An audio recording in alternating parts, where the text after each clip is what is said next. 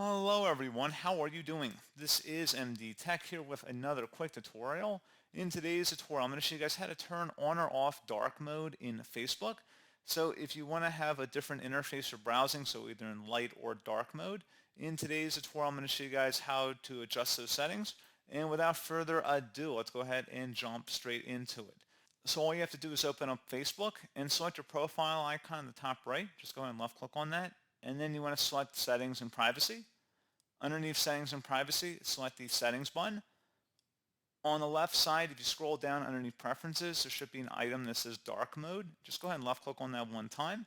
It's going to say Dark Mode over here on the right. Adjust the appearance of Facebook to reduce glare and give your eyes a break. If you want to turn Dark Mode on, click on the drop down and select On. And that's all you have to do. And if you want to turn it off, just click on the drop down again and select Off. Like I said, pretty straightforward process on that. And as always, thank you for watching. I do hope I was able to help you out, and I do look forward to catching you all in the next tutorial. Goodbye.